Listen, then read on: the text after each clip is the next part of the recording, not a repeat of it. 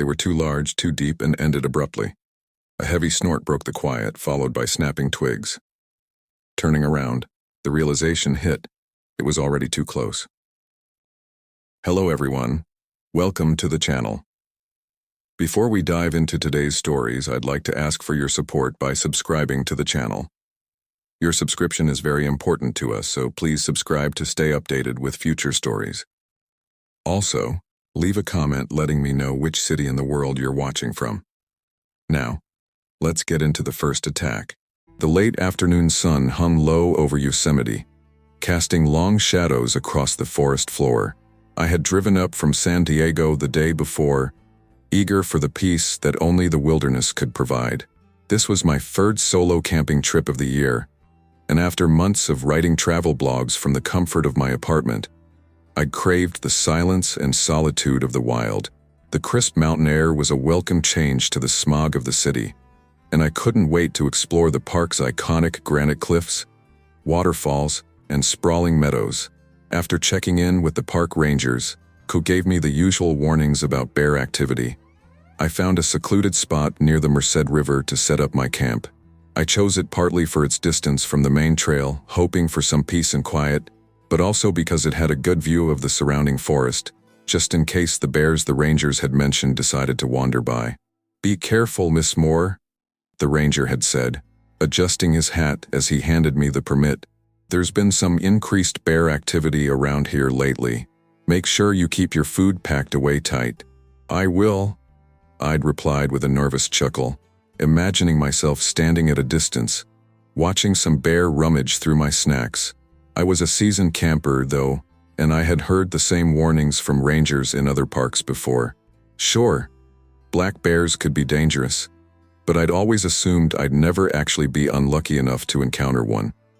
The sun was beginning to set, casting the trees in hues of orange and purple. When I finished setting up my tent, I carefully placed my cooler several yards away, sealed tightly, and hid my food inside a bear-safe locker just as I'd been instructed. The last thing I wanted was to make it easier for a bear to find me. Afterward, I walked down to the river, my boots crunching against the dry leaves and pine needles beneath me. The soft gurgle of the water was the only sound as I dipped my hands in, feeling the cold of the mountain stream rush over my fingers. A sense of peace settled over me. I was alone, yes, but I was also free. The world outside this park felt distant, irrelevant. I returned to camp, built a small fire with what I'd gathered earlier, and set about cooking a simple meal. As the flames flickered and crackled, I sat down on a log, pulling my knees to my chest and staring into the fire. I couldn't help but think about my travel blog, wondering if this trip would yield the kind of captivating content I was always looking for. Yosemite was one of the most visited national parks in the country. Its towering cliffs, ancient sequoias, and breathtaking views could practically write themselves. But I didn't want to be just another voice reciting facts about the park. I wanted to capture the essence of it, the way the trees smelled after rain, the way the wind felt against your skin when you stood atop a mountain. The firelight flickered, casting strange shadows, and I shook my head. It was easy to romanticize the wild from a safe distance, but here it was real. It was something much more primal, something to be respected. But at the moment I felt safe. The fire was warm, the food was good, and the stars above were bright, like 1,000 scattered diamonds. The evening was perfect. A little after 9 p.m., I crawled into my tent, exhausted but content. The air had grown cooler, and the sounds of the night seemed to intensify. The rustling of leaves, the distant call of an owl, the occasional snap of a twig. I zipped myself into the sleeping bag, setting the flashlight and my phone next to me. I had planned on reading a few chapters of a book I'd brought, but my eyes were already heavy. It wasn't long before I closed my eyes, the exhaustion of the day taking over. I don't know how long I had been asleep when I first heard the sound. It started as a low rustling, almost like the wind in the trees, but the wind wasn't supposed to be that loud. It was then followed by something scraping against the tent, faint, like claws dragging over the fabric. My eyes snapped open, The noise was closer now. I could hear heavy, deliberate breathing, like something someone was standing just outside.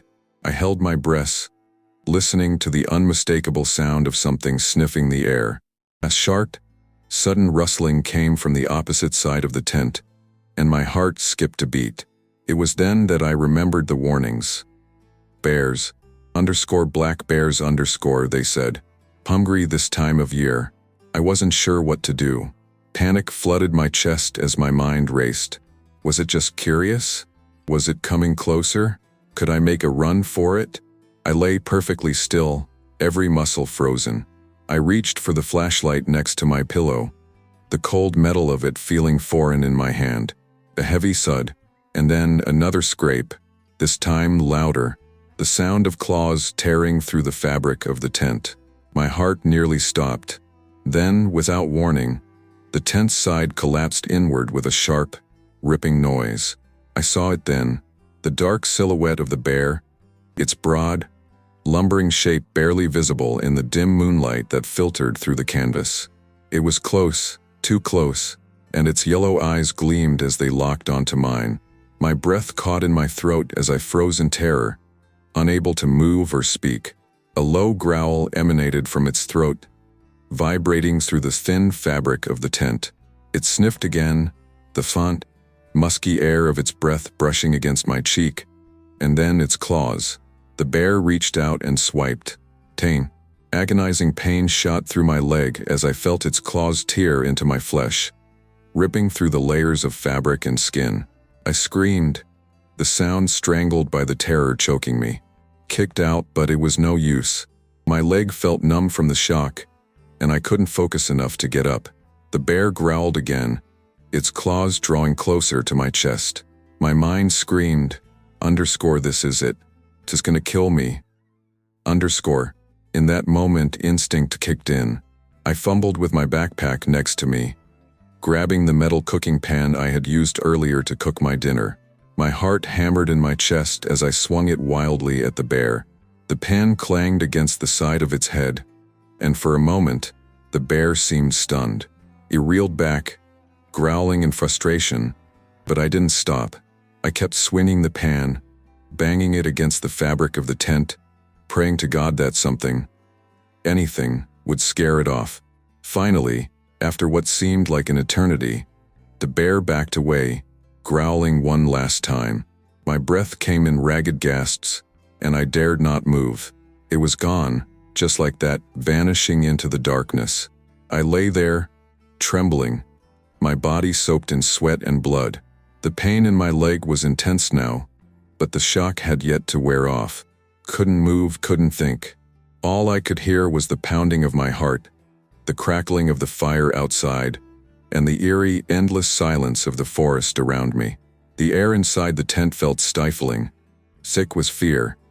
As I lay there, trembling, my leg throbbing from the gash the bear had left, I couldn't bring myself to move, my eyes darting back and forth across the darkness, scanning for any sign of the animal's return. The bear had left, but I knew it wasn't gone forever. It would be back if it sensed another opportunity. I could feel the blood oozing from the wound, warm and sticky against my jeans. My leg felt like it had gone numb from the shock, but the pain was unmistakable, an unrelenting pulse deep in the muscle and bone. Panic crept up my throat, but I forced myself to stay still, to control the rising terror threatening to break me. Think, Jessica. Think. What do I do? What do I do? I had read everything I could about bear attacks. I knew not to run, that a bear might chase me if it thought I was prey. I knew not to play dead unless it was a grizzly. Black bears were more likely to retreat if they weren't feeling threatened. But I wasn't sure what kind of bear this was. In my dazed state, I couldn't even remember if the rangers had said there were grizzlies in the area, or if it was just black bears. I grabbed the flashlight, fumbling with it in the dark, my hands slick with sweat. The beam flickered to life, casting a shaky circle of light across the interior of the tent. The ripped fabric from the bear's claws was a cruel reminder of how close I'd come to being dragged out into the night. My leg burned, but I forced myself to move, pressing my hand to the wound to stem the bleeding. It was futile, but I needed something to hold on to. I had to do something.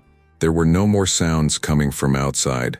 The rustling had stopped, replaced by the eerie quiet that had filled the forest before the attack. I strained to listen, my breath shallow, heart thumping in my chest. Had the bear really gone? Had it given up after the pan hit it? Or was it still out there, lurking just beyond the light of the fire? I couldn't wait to find out.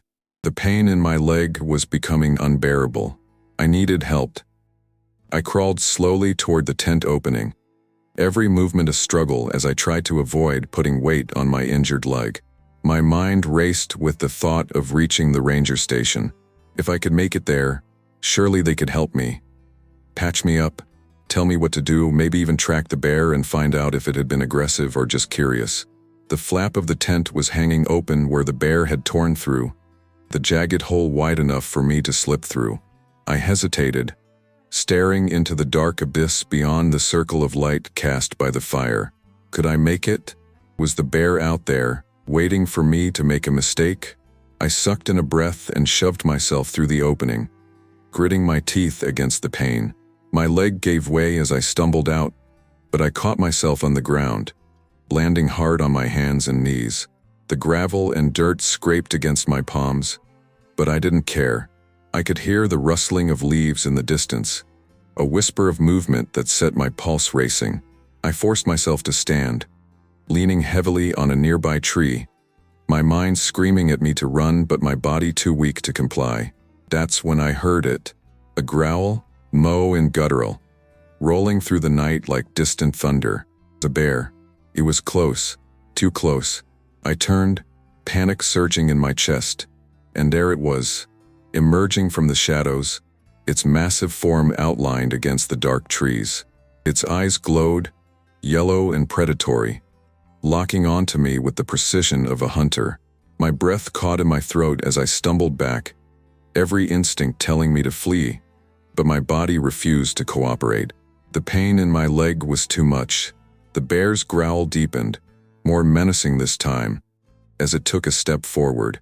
I wasn't sure if it was testing me, seeing if I'd run, or if it was preparing for another attack. I reached for anything I could use to defend myself, and my fingers closed around the pan. It was all I had left, my last weapon, my only chance.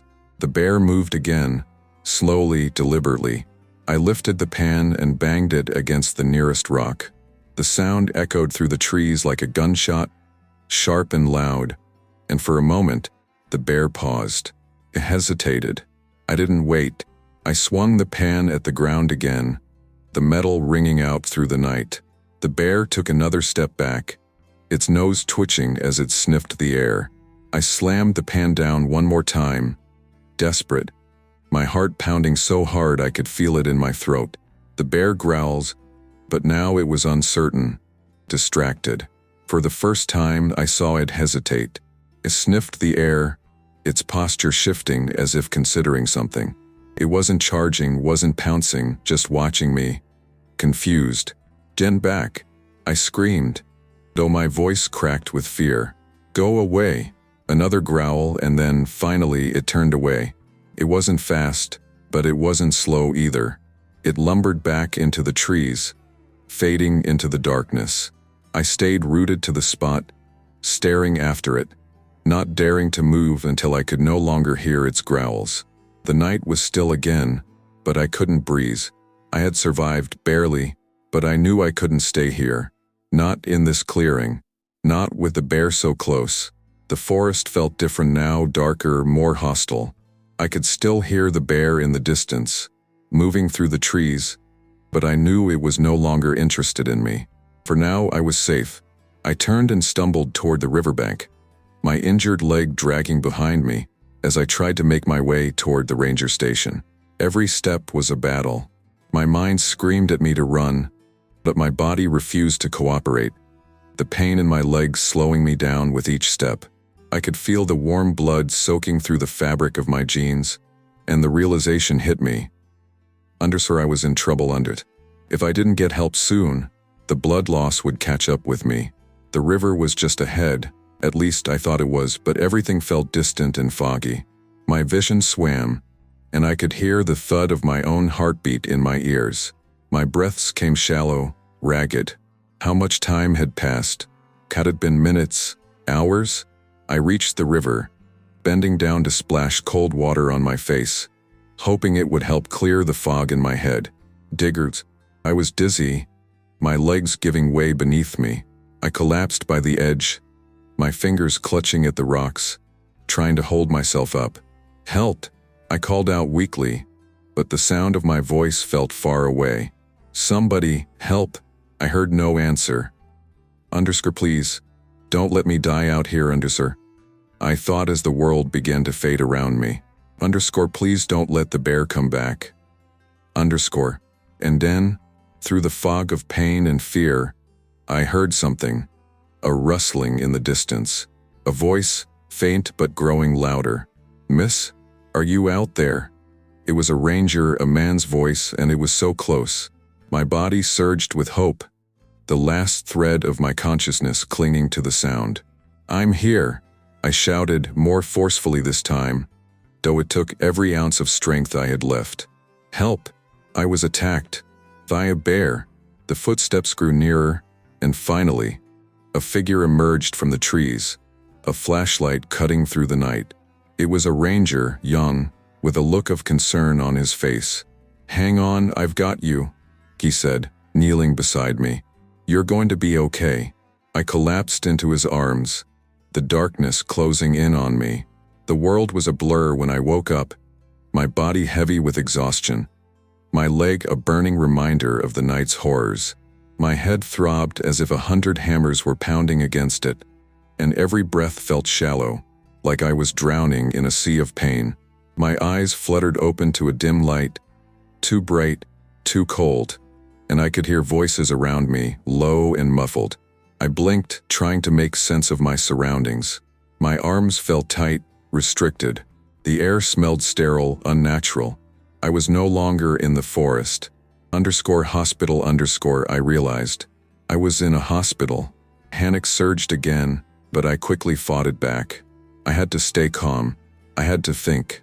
The bear, it was real. The attack, the pain, the terror. I hadn't imagined it. It wasn't just a nightmare. The soft beeping of machines filled the room, and as my vision cleared, I saw a nurse hovering near the foot of my bed.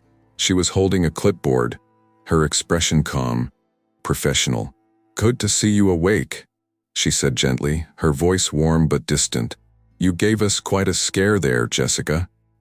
Jessica. That's me. My name felt foreign, distant, as if it belonged to someone else. Where? My throat felt dry, like I hadn't spoken in days. You're in the hospital in Mariposa, she replied. You were brought in yesterday afternoon. We had to stabilize you for a while, but you're doing much better now. You had quite a bit of blood loss from your leg wound. It was touch and go for a bit. I glanced down at my leg. The bandages were thick and white, a stark contrast to the pale bruising creeping of my calf. The pain had dulled somewhat, but the deep, gnawing ache still lingered. How did I get here? I asked, my voice shaking. My hands gripped the sheets beneath me, searching for something to hold on to. The Rangers found you, the nurse explained. A man named Will Walker? He's the one who brought you in. He said you were nearly unconscious by the time he reached you. I felt a wave of relief wash over me at the mention of the Ranger. Will. I'd heard him calling to me just before I'd passed out by the river, his voice like a lifeline in the chaos of my fear. Will. She helped me? I croaked. The nurse nodded. Yes, he stayed with you until the ambulance arrived. He was very concerned about you. Said the bear attack was something out of a nightmare. I swallowed hard. The weight of the memory pressed in on me. The bear's growls, the claws tearing through my tent, the overwhelming sense of helplessness. It all came rushing back in waves, and I had to fight to keep myself from spiraling into panic again. I don't remember much after that. I admitted, my voice small. I don't remember getting here. The nurse smiled reassuringly. That's normal after a traumatic experience like this. Your body went into shock, and your mind likely blocked out some of the details. But you're safe now, Jessica. That's the most important thing. I nodded weakly, grateful for her calm, soothing presence. But as her words sunk in, a sense of unease crept in from the edges of my mind. I'm safe, sir. I repeated to myself, but was I really? The bear had been so close. The attack had been so brutal. What if it wasn't over? What if it came back? I need to report it, I said suddenly, my pulse quickening. The bear. I need to tell someone. It attacked me. I need to make sure they know. The nurse tilted her head, her expression softening. Jessica, we've already notified the park rangers. They're aware of what happened. They've been looking into bear activity in the area for months, especially around Yosemite Valley. There's no need for you to worry about that right now. But I began, but she cut me off. We'll make sure all the proper authorities are informed, she said, her voice firm but kind. For now, your main concern is resting and letting your body heal. You've been through a traumatic ordeal.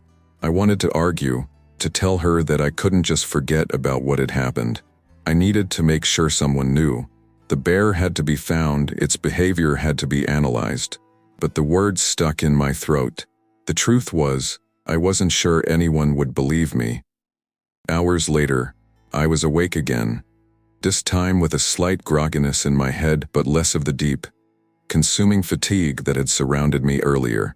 The nurse had left me alone for a while, and in the silence of the small room, I was left with my thoughts. The events of the previous night loomed large in my mind. I could still feel the weight of the bear's presence, the crushing fear as I realized I was utterly at its mercy. My breath quickened as I relived the moment I'd seen it. A massive shadow in the darkness, eyes glowing, claws sharp as daggers. I tried to push the thoughts away, closer to the bed.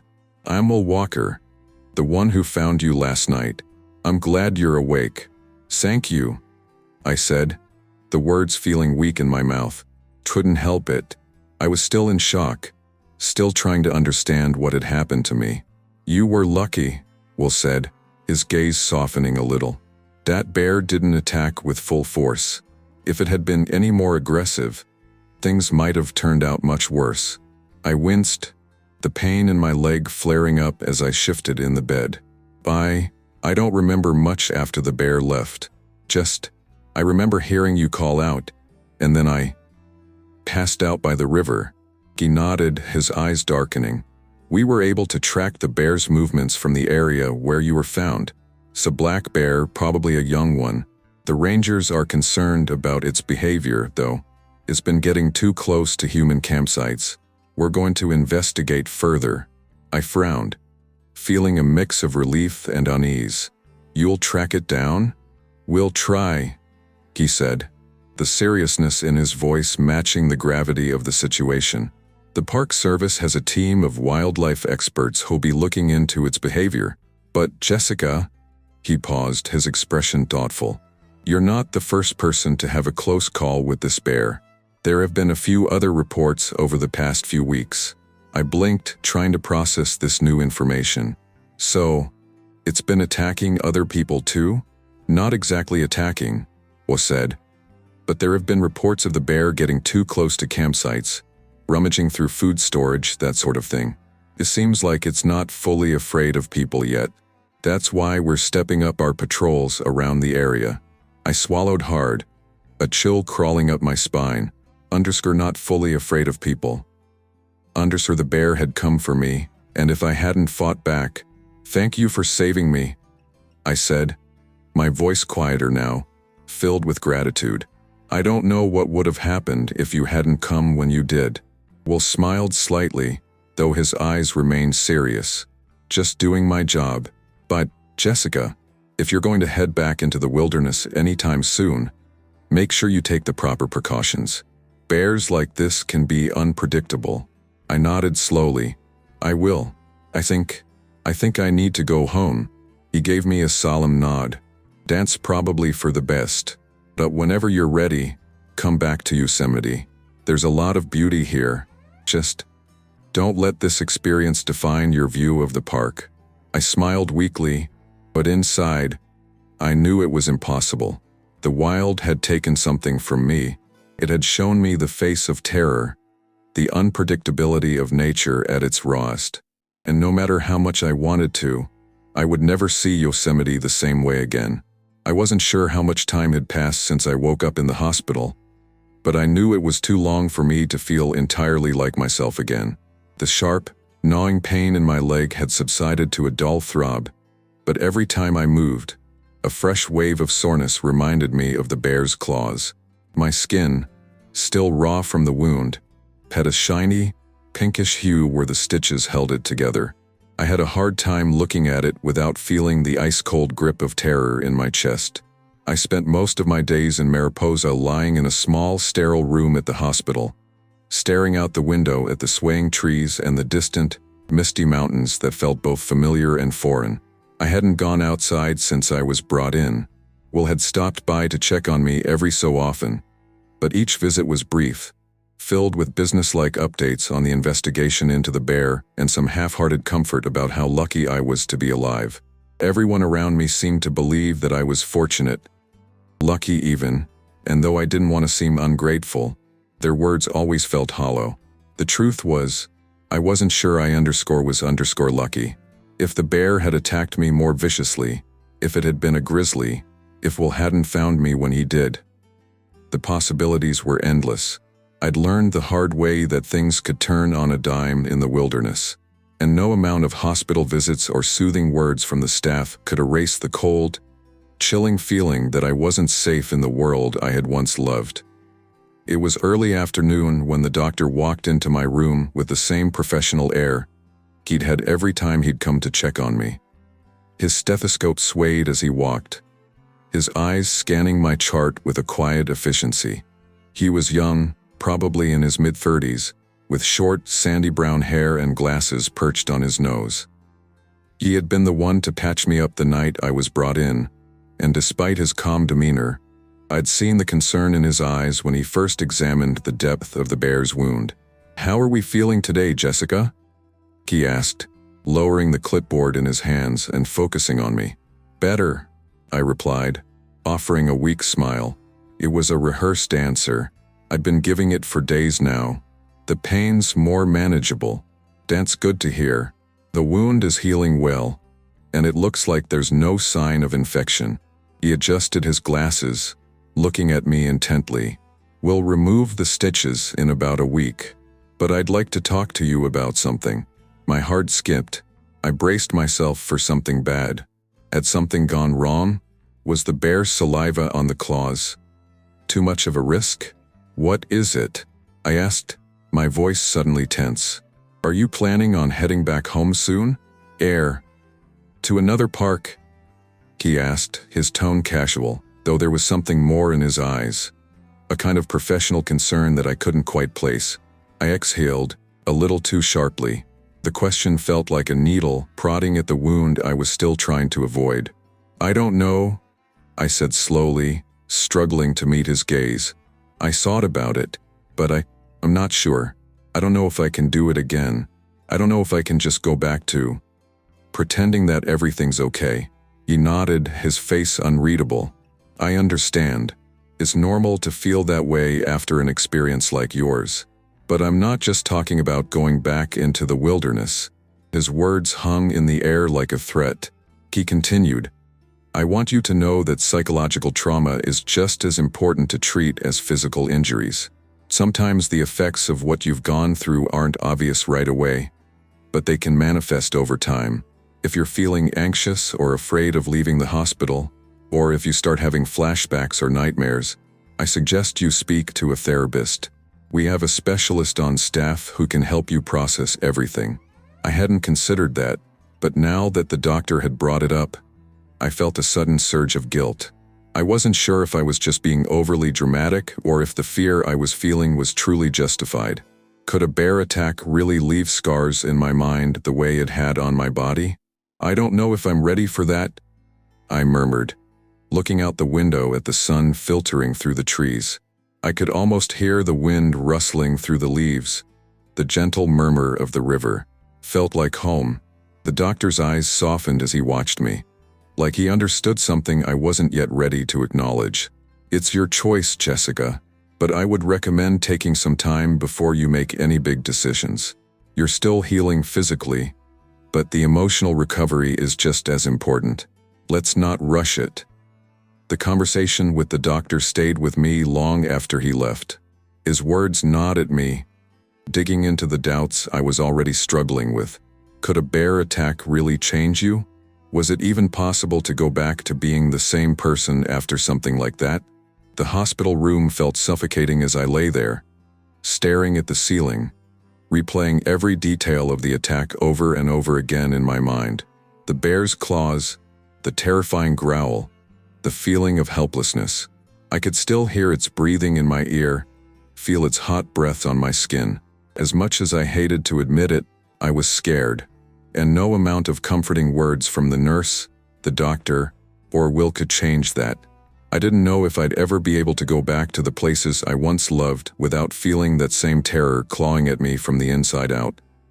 By the time Will came by again, the late afternoon sunlight had begun to fade, casting the room in a dusky half-light.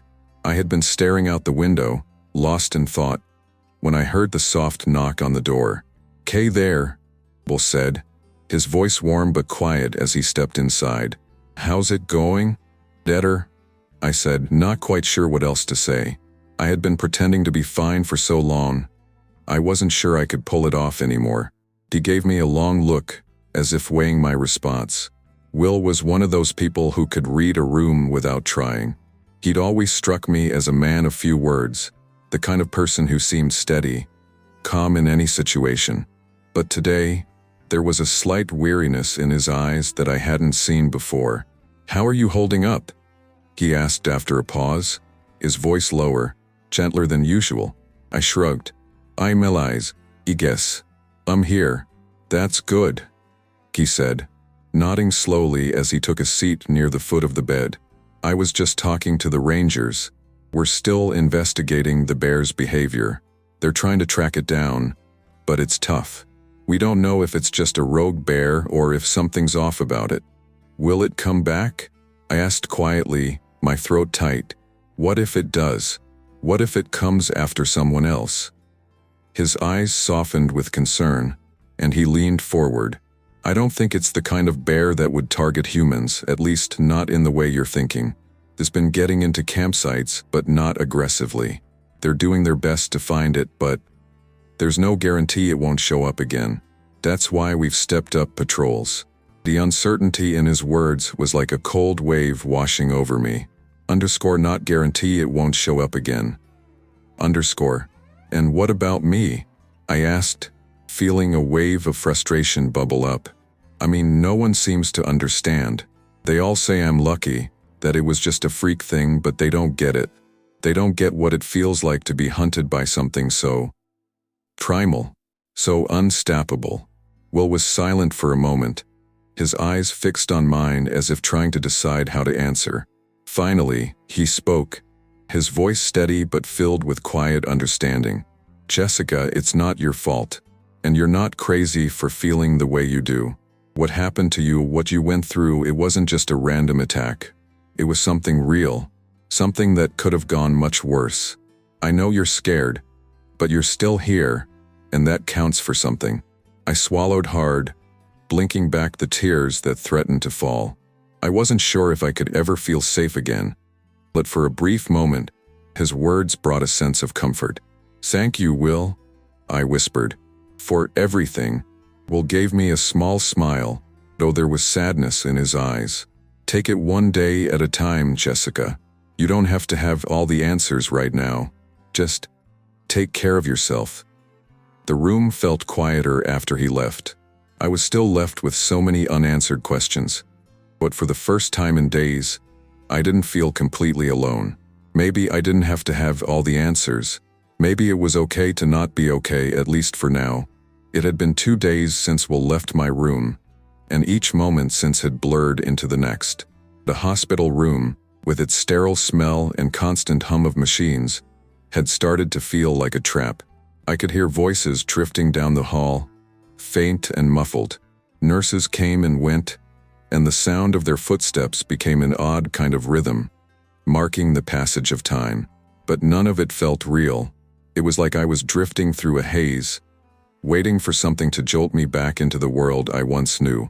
The bear attack still felt surreal, but the pain in my leg, the way I could still smell the earth and blood from the night it happened, it was real. It was undeniable. And though I had no idea what the future held, one thing was clear. I needed to tell someone about what happened.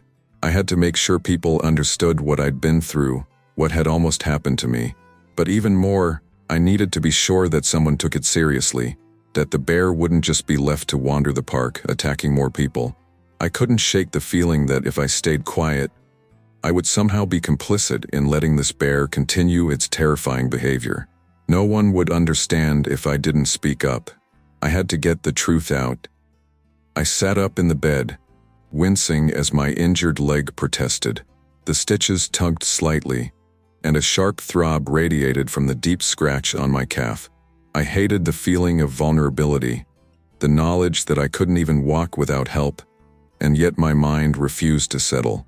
I wasn't about to let the events slip through the cracks, ignored by park authorities and buried under an avalanche of just another bear encounter. The door creaked open, and a figure entered, breaking my thoughts. I didn't need to look up to know who it was. The familiar scent of outdoors, dirt, and pine lingered in the room even before Will stepped in, his uniform neatly pressed and his expression as calm as ever. "Hey there, Jessica," he said, offering a small smile. "How are we feeling today?" I glanced up, forcing a weak smile in return. "Better. I'm definitely better than before." He nodded, but his eyes searched mine, as if weighing my words. He was a professional. He knew how to read people. After a beat, he leaned against the edge of the bed, folding his arms across his chest. His demeanor was relaxed, but I could tell that his mind was somewhere else, somewhere beyond this hospital room. "You wanted to talk, right?" Will asked, his voice quiet but direct. I nodded. "Yeah, I need to talk to you. It's about the bear, about what happened to me." Will's brow furrowed. He didn't seem alarmed, but I could tell I had his full attention now. "Of course," he said, stepping a little closer. "What's on your mind?" I took a deep breath, steadying myself for the words I needed to say. I wasn't sure how to begin, how to put everything into the right words, but I had to. I had to make sure that the attack didn't just fade into the background. It needed to be taken seriously. "The bear that attacked me?" I started, swallowing hard as the memory hit me in full force. "I don't think it's the only one. I know you said it was probably just a rogue bear, but there's something off about this one. The way it acted. It wasn't just trying to steal food. Came for me, like it was hunting." Will's face softened, his posture shifting as he absorbed my words. "I hear you, Jessica, and we've been talking about that at the ranger station. It's been a strange season with bear activity in the park, more aggressive than usual. We've had reports of bears getting close to campsites, even trying to get into tents." I met his gaze, my eyes narrowing. "That's what I'm saying. It wasn't just a random encounter. I felt like it knew I was there, like it was looking for me. I don't want anyone else to go through what I went through. It could have been worse. It was worse." Will was silent for a moment, his lips pressed into a thin line. He looked down at his boots and then back at me. "You're right. You were lucky, Jessica. That could have ended differently. We've had a few reports of strange bear behavior, but nothing quite like what you described. So, what are you going to do about it?" I asked, my voice growing louder, the frustration finally bubbling over. "I'm not just another tourist with a bear story. I know what I saw, and if you don't do something about it, someone else is going to get hurt. What happens when the next person isn't lucky?" Will straightened, his demeanor shifting. I could tell he wasn't just hearing me, he was listening. His expression hardened, and for the first time, I saw a flicker of anger in his eyes, as if my words had hit a nerve. "I know it's been frustrating," he said, his voice low, controlled. "You don't feel like anyone's listening, and you're right, the system is slow. But trust me when I say that we're taking this seriously. We don't take attacks like this lightly, Jessica. I don't think anyone's taking it seriously enough." I shot back, my pulse quickening. "What do you think happens when people leave the park thinking that this is just some random incident? I could have died last night. And if no one does anything, the next person could." Will's face softened, and he sighed. "I get it. You're angry. I would be too. But sometimes these things aren't as cut and dried as they seem. The park's a big place, and bears are unpredictable. There's not much we can do to stop every interaction from happening." "You're saying that like it's not important," I replied sharply, my anger rising. "But I'm telling you, I'm important. What happened to me wasn't just a bear being curious. It was an attack, and it was part of a pattern." He paused, exhaling slowly, his shoulders slumping slightly. "You're right, it's part of a pattern. We've had reports of bears coming closer to people, and some of them are getting bolder. I've told the team we need to keep an eye on it, but I can't promise you that we can stop everything." I crossed my arms, trying to steady my breathing. "You have to try." For a long moment, there was silence. Will didn't respond right away, but then he nodded slowly, as if he'd come to some sort of decision. "I'll make sure your report gets passed along. You'll be included in the ongoing investigations. If there's something we can do, we will. I'll make sure the higher-ups know what happened. You deserve to be heard." It wasn't a promise that things would change overnight, but it was enough. I could feel a small flicker of hope stir in my chest.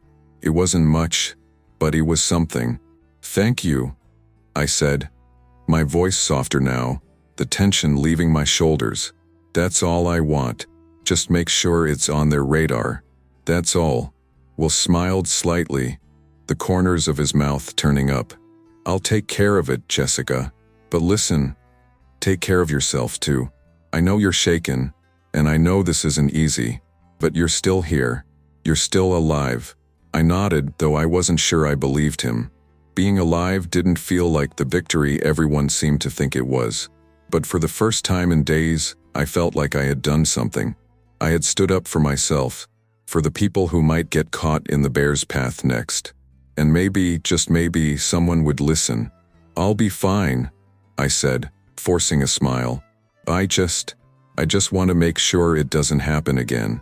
Will nodded, his face serious. "I understand. I'll do everything I can to make sure it doesn't." With that, he turned and left the room, leaving me alone with my thoughts, but no longer feeling quite so isolated. The wheels were in motion, and though I still had a long road ahead of me, I was starting to feel like I might not be the only one fighting for the truth. The days blurred together after Will left my room. It wasn't that I was busy, not really. It was more that I was trapped in the strange in-between. The hospital room became a kind of cage, where everything moved at a pace too slow for me, yet too fast for my mind to process. I was still in pain, still recovering, but I also felt like I was running out of time. Every moment I spent in the sterile white walls of Mariposa General felt like a moment wasted. My leg ached, my skin pulled tight with the new scar tissue, but the real ache was in my chest. To bear, the attack, the helplessness. Despite the promises Will made, the days had stretched into a tense silence. I hadn't heard from him since he'd promised to escalate the report. No one from the park had called to follow up, and when I tried to contact the rangers myself, I kept getting the same vague responses. They were investigating. They had no new information. And that was it. No further updates. No details. Nothing. I couldn't shake the feeling that my experience was being swept under the rug. Just another incident to be forgotten. A small part of the bigger picture. And the longer it went without any follow-up, the more I felt like I was being gaslit. I knew what I saw. I knew what I'd gone through. And yet, it seemed like no one else took it seriously. It was late afternoon when I finally got a call.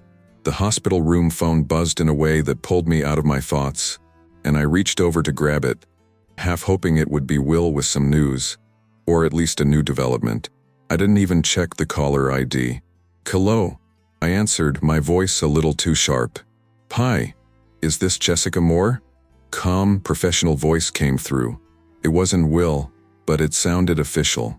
"Yeah, this is her," I said, sitting up straighter in the bed. "Who's this?" "This is Officer Emily Rivera with the National Park Service," she replied. "I'm calling about your report regarding the bear attack. I wanted to follow up and make sure we've got all the details we need for the ongoing investigation." I froze for a moment. Finally, someone was taking this seriously. I hadn't been able to get any traction with the Rangers, and now this officer was calling me. "I appreciate you calling," I said, trying to keep my voice steady. "It's been a few days since I filed the report, and I haven't heard anything back. I've been trying to get more information on what's happening with the bear." "Of course," Officer Rivera said. I could hear the sound of paper rustling in the background. "I've reviewed your report and talked to the Rangers. There's been an uptick in bear sightings near campsites in Yosemite recently, and we're aware of your situation. We're still trying to track down the bear, but, well, we don't have any new updates right now."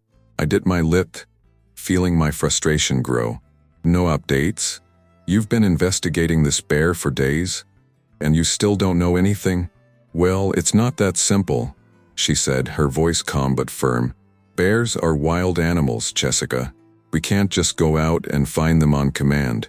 They're often in remote areas, and tracking them can take time. The area where you were attacked is rugged. It's a waiting game." I felt a knot tighten in my stomach. I had expected something more, some sense that they were actually doing something. Instead, I felt like I was being placated, like they were just waiting for the problem to go away on its own. "I understand that," I said, trying to keep the edge out of my voice. "But this isn't just about some bear wandering into a campsite. It's more than that. This bear was acting differently. I don't think it's just a rogue animal looking for food. It was hunting me." There was a long pause on the other end of the line. For a moment, I thought she had hung up on me, but then her voice came back, softer, but no less distant. "Jessica, I understand that you're upset, and I'm sure what you went through was terrifying," she said. "But the evidence we have right now doesn't suggest that this bear was hunting you specifically.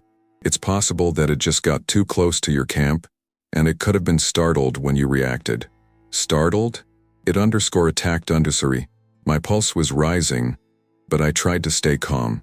It clawed me. It wasn't just startled. It came for me . "I'm not making this up, Officer Rivera. I'm not saying you're making it up," she said, her tone softening slightly. "But at this point, we don't have enough concrete evidence to suggest that this was a predatory attack.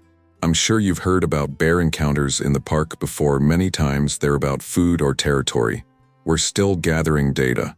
I wanted to scream. I wanted to shout that this wasn't some encounter or a random food issue. I was attacked , and the fact that no one was treating it as seriously as I felt it should be, well, it was maddening. I gripped the phone tighter, trying to hold back the tide of frustration that threatened to overwhelm me. "So, what are you going to do?" I asked, my voice barely controlled. "Just wait until it happens again? You think it's just going to stop?" "I'm not saying we're doing nothing," Officer Rivera said, "but this isn't as cut and dried as you think.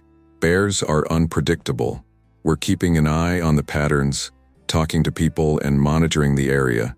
If this bear continues to show signs of aggression, we'll take further action. But we don't have the evidence we need to say it was targeting you." My grip on the phone tightened until my knuckles turned white. "So, you're just going to let it go? There's nothing we can do until we have more information," she said, her voice growing more distant. "We'll keep monitoring. I'll let you know if there's anything new, but right now we're doing the best we can." "Right," I said, my voice cold. "I'll be waiting for that call." I hung up before she could say anything else, slamming the receiver down on the hook with more force than I intended. My hands were shaking as I sat back against the pillow, staring at the wall. It wasn't that I didn't understand the complexities of bear behavior, or that I didn't get how difficult it was to track them in the wilderness. I did, but this wasn't about theoretical data or statistics. It was about what I had lived through, what had nearly killed me, and the cold reality that I was just another statistic in the system, someone whose experience didn't matter beyond a brief report. I didn't know what I expected, but it certainly wasn't that. The silence that followed felt like a weight on my chest. I wanted to get out of the hospital, wanted to do something, anything to move past this. But I knew now that there wasn't a lot I could do. They weren't going to take me seriously unless someone else got hurt, unless someone else died. That thought hung in the air like a storm cloud, but there was nothing I could do to stop it. I tried, as spoken up. I'd done everything I could. But now, I was left with the bitter taste of helplessness. The park was too big. The bear was too elusive, and I was too small. I leaned back in the bed, staring out the window at the fading sunlight. It felt like a lifetime ago when I had arrived at Yosemite, wide-eyed and full of optimism. Now, all I had were scars and a memory that no one seemed to want to believe, and no one else had the same urgency as I did to stop it from happening again. I realized, with a sinking feeling, that it might already be too late. It had been nearly a week since I was discharged from the hospital, but the weight of what happened at Yosemite still clung to me like the scent of pine sap on my clothes. My leg was healing, the stitches slowly fading into pale scars, but my mind was still trapped in the terror of that night. I'd thought that once I left the sterile walls of Mariposa General, I would feel some kind of relief, but all I felt was a quiet emptiness, a dissonance between my body and the world around me. The nature of trauma, I suppose, it didn't go away simply because you left the hospital. At first, I tried to keep up appearances. I posted an update on my travel blog, trying to sound upbeat, casual, like everything was back to normal. The comments poured in.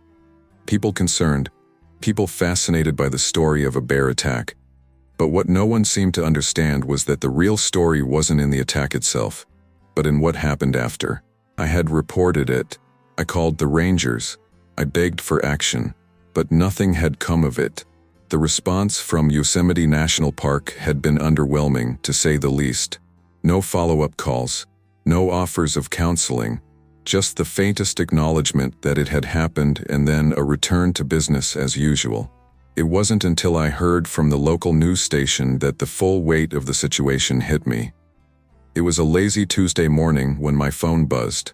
The name on the screen was unfamiliar, but I answered anyway, more out of curiosity than anything else. "Hello," I said, my voice hoarse from an interrupted sleep. "Hi, is this Jessica Moore?" A young woman's voice came through. "This is she," I replied, rubbing my eyes. "Who's calling?" "My name's Sarah Hayward. I'm a reporter with KSC24 News. We were hoping to get your side of the story regarding your bear encounter in Yosemite. We've been looking into a few recent incidents and thought you could provide some insight." A rush of heat flooded my chest. This was the moment I'd been waiting for, the moment where I could make sure people knew the truth about what happened to me. Maybe the media could shine a light on the inaction I had faced, the indifference of the Park Service, and the danger still lurking in Yosemite. Maybe someone would finally listen. "Of course," I said, my voice more confident now. "I'd be happy to talk." I agreed to meet Sarah later that afternoon, at a small cafe in Mariposa, about 20 minutes from my apartment. I wanted to be close to home, but I didn't want to have this conversation in my living room. The thought of recounting the attack in the place where I'd been holed up for days, stewing in my own fear, felt suffocating. So instead, I chose neutral ground. When I arrived, Sarah was already there, sitting at a corner table with a notebook and a recorder. She looked younger than I'd expected, maybe in her late 20s, with short dark hair and a pair of glasses perched on the tip of her nose. She looked up as I approached, a warm smile lighting her face. Jessica Moore, right? She said, standing up to greet me. I'm Sada. Thanks so much for agreeing to meet. I know this can't be easy. No problem, I said, forcing a smile. I think it's important, so I'm happy to talk. We exchanged pleasantries and ordered coffee before diving into the details. Sarah had a calm demeanor, a practiced way of asking questions that made me feel like she actually wanted to understand, not just report. It was a relief to be talking to someone who wasn't rushing through the conversation or dismissing my experience as an isolated incident. So, Jessica, she started, tapping her pen against her notebook, you've talked about the attack itself, but can you tell me more about your experience after? What happened when you tried to report the incident to the park service? I took a deep breath, suddenly feeling the weight of everything that had happened after that night. Well, after I left the hospital, I tried to contact the rangers. I called multiple times trying to get more information. I wanted to know if there was any plan to catch the bear, to keep it from attacking anyone else. But every time I called, it was the same. We're investigating. We'll look into it. No new updates. No agency. Nothing. That's frustrating, Sarah said, scribbling something down. It sounds like you weren't getting the kind of response you expected. No, I replied, shaking my head. It was like I was being ignored, like my experience didn't matter. I've been trying to make sense of it, but I keep coming back to this question. Why wasn't anything being done? Why wasn't I being taken seriously? She leaned in slightly, her pen poised over her notebook. And what kind of response did you get when you mentioned how aggressive the bear was? How it wasn't just a typical encounter. I was told it wasn't a predatory attack, I said bitterly, that it was just a bear getting startled or looking for food. But that's not what happened. I saw that thing up close. It wasn't just curious. It wasn't just trying to steal some food. It was hunting me. And the park didn't take that into account?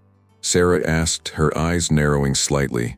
No, I said, my frustration rising again. I was treated like just another tourist with a bear story. Like it didn't matter. Like it wasn't a big deal. Sarah nodded slowly, her face thoughtful. That must have been tough. It was, I admitted. It made me feel small. Like my experience didn't mean anything to them. And I'm not the only one. There have been other reports. Not exactly like mine, but enough to make you wonder if this bear is getting more aggressive. Sarah's pen paused, and she looked up at me, her eyes wide. Wait, other reports? You're saying this bear has attacked others? I don't know for sure, I said, looking around the cafe nervously. But I've heard rumors, and the rangers have admitted there have been more bear sightings around campsites. More aggressive behavior in the area. Sarah sat back, her expression thoughtful. So, you're telling me this bear could be more dangerous than the park is letting on? I think so, I said, my voice steady despite the knot tightening in my chest. And I think it's being downplayed. They're not doing enough. They keep saying it's just a few isolated incidents, but that's not the reality. The bear's behavior is escalating. And the longer they wait to act, the more people are going to get hurt. Jessica, Sarah said after a moment of silence, her voice softer now, if what you're saying is true, this could be a huge story. If there's a pattern of behavior that's being ignored, it could be bigger than just your encounter. I need to know more. I hesitated. It wasn't just that I wanted the attention, at least not entirely, but I couldn't shake the feeling that if I didn't speak up now, no one would ever know the full truth. And in the back of my mind, I couldn't stop thinking about the next person, the next victim. I'll tell you everything, I said, my voice low but determined. But I need to make sure this doesn't get buried. People need to know.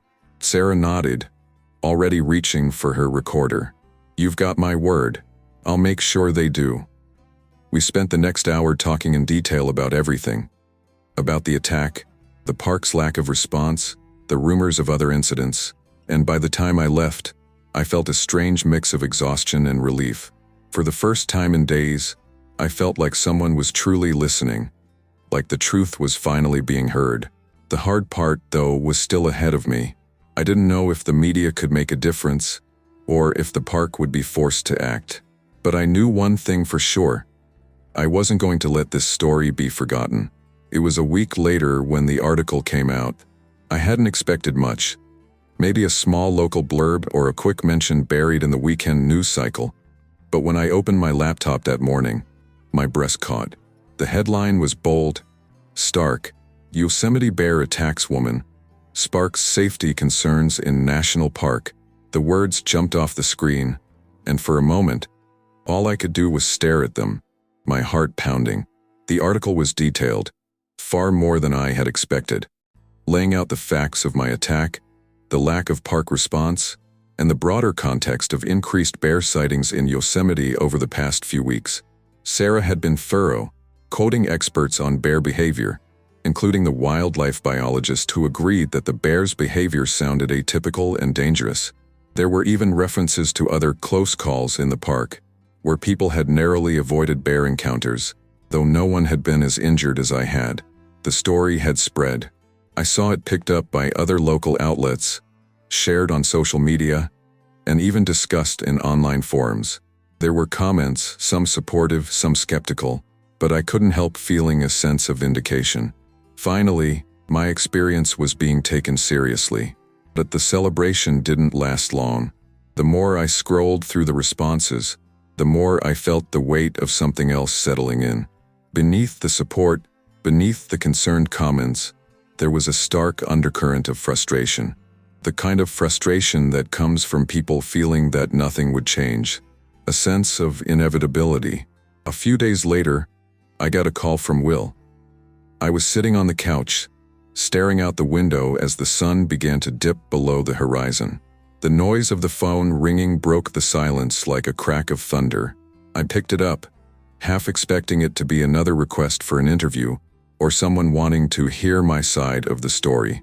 Instead, it was Will. "Hey Jessica, it's Will. How are you doing?" I took a deep breath, pushing down the knot in my stomach. "I'm fine, Will. Still recovering, you know." "I saw the article," he said, his tone unreadable.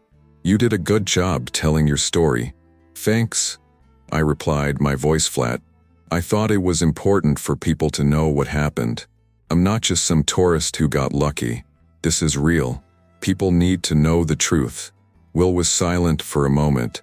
"I know. Believe me, I understand. But I also need to be upfront with you. There's been some pushback from the park about the story. They're not thrilled with how it's being portrayed. They're downplaying the idea that this was a targeted attack. And frankly, they're not happy with the attention this is getting." I felt a sinking feeling in my stomach, like a weight had dropped into my chest.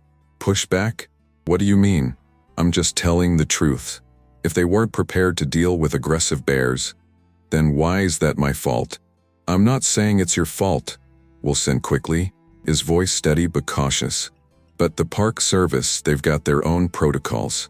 They're not exactly thrilled about how things are being handled in the press. They've got concerns about public perception, and that includes how visitors view their safety in the park." I let out a bitter laugh, the sound harsh in the quiet room. "So, it's about _perception now? Not actual safety, not the lives of people who visit, but how it looks. They'd rather cover it up than actually do something about it." "I didn't say that," Will replied, his tone taking on a defensive edge. "But you've got to understand, Jessica, the Park Service's job isn't just to keep people safe. It's to manage the wildlife. And sometimes that means taking a step back, even when something bad happens. Especially with something as complicated as bear behavior." The conversation stung more than I cared to admit. Will was trying to defend the park, trying to explain things that didn't feel explainable. Felt like he was choosing sides, and it wasn't mine. "I get it," I said, my voice tight. "You're saying it's more important to protect the park's image than to take accountability. Great. Thanks for the update." "Jessica, wait," Will said, his voice taking on a more earnest tone. "I didn't mean it like that. I just want you to know that the situation is more complicated than it seems. I'm still pushing for changes within the department. I don't have control over everything, but I'm trying to make sure your voice is heard. I promise." I wanted to believe him. I really did. But the more he spoke, the more I felt like I was talking to someone who was part of the system that kept brushing things under the rug. I wasn't asking for sympathy or empty promises. I wanted action. I wanted something to change, not just for me, but for everyone who went to Yosemite or any national park, thinking they were safe from something as basic as a bear attack. "I appreciate you saying that," I said, trying to keep my voice steady. "But I need something more than words right now. You're not the one who nearly died out there, Will. You didn't have your leg torn open by a bear claw. I need to know that people like me, who come to these parks for peace, not to get mauled by an animal, won't have to go through this again. Or worse, Stet, the next person won't get killed." Will was quiet for a long time. When he finally spoke, his voice had lost its usual firmness. I know, Jessica. I wish I could promise you that nothing like this will happen again. But sometimes we don't have all the answers. I don't need promises," I said, my voice breaking just slightly despite myself. "I just need someone to do something." There was another long silence before Will spoke again, his words softer now. "I'll keep pushing. I'll keep talking to the higher-ups. I promise you that." I didn't believe him, not entirely, but I also didn't want to hang up on him. He'd been the one to help me get my story out there in the first place. I wasn't sure where things stood anymore, but I appreciated the effort. "All right," I said. "Just keep pushing, please." "I will," he said, and then, after a pause, "Take care of yourself, Jessica."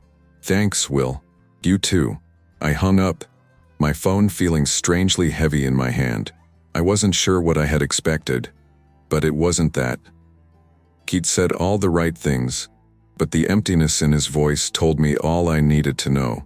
He was just as powerless as the rest of them. That night, I lay in bed, staring up at the ceiling. The quiet of my apartment was suffocating. I had done everything I could, spoken out, made my experience known, and still, nothing felt different. The bear was still out there. The Park Service was still downplaying what happened, and I was left with scars, both on my body and in my heart. The news coverage was fading. People had short attention spans, and soon the story would be forgotten. I could already feel it happening. The comments online were becoming fewer, the social media posts less frequent. The world was moving on, as it always did. But I couldn't forget what happened, and I couldn't let it slip away into the silence. I wasn't sure what the future held, but I knew one thing for sure. I would keep fighting for the truth, even if no one else cared, even if it was just me. And that, I realized, was the hardest part, to carry the memory, the weight of that night, alone.